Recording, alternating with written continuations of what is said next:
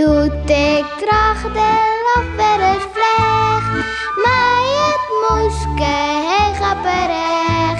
Wist ik even net wat ik zeg, we doen een beer op Schiermonnikoog zeg. Beer boeloe, boeloe de beer. Wacht oh wat, beleven we deze keer.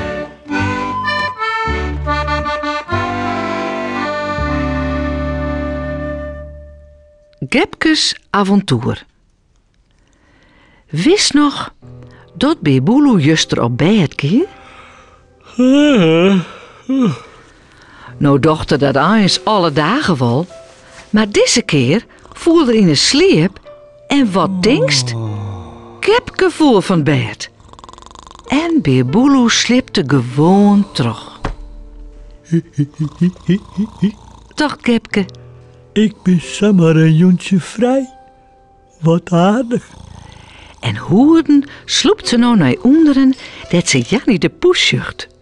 Nou ja, als is het de poepert van Jannie die het nog krekt uit het kattenloekje stekt. Ja, maar dat ken ik ook. Als ik dat doe, dan ben ik poeten. Dat, als Jannie er toch heen is, vlucht Gepke erachterom. Hopla. Roept ze en ze doekt terug het loekje. Boeten wacht het Jannie eventjes op haar. Miauw, bist toch dat Gepke? Maar is toch net mooi op bed liggen bij Beer Boeloe? Miauw. Nee, Joet ben ik vrij. Even tjennen. Een beerke, maar ik wil er eens aan eigen gongen. Wist ik net? Miauw, ja wees vind ik dat. Miauw, alle jon bij Beer Boeloe op bed. Oh, jakkes, nee, ik zoet net wollen, ja. Maar nou ging ik naar Pieterta. Doe maar die maar redden. Miauw. Hey, ja, gendo maar naar Pieterta. Ik ga zelfs op stap. Laat het Gepke als Jannie voortrent.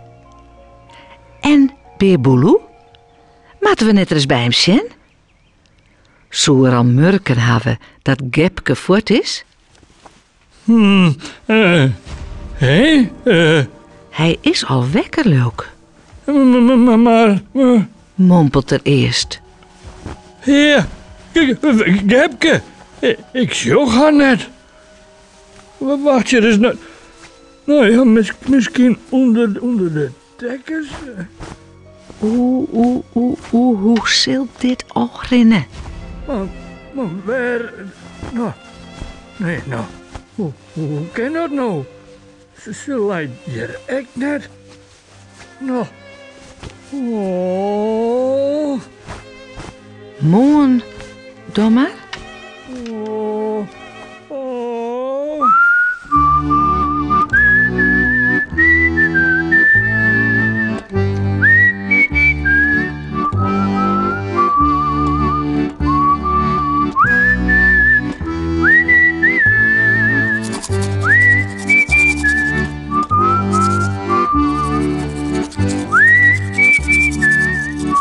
En vooral lekker sliepen.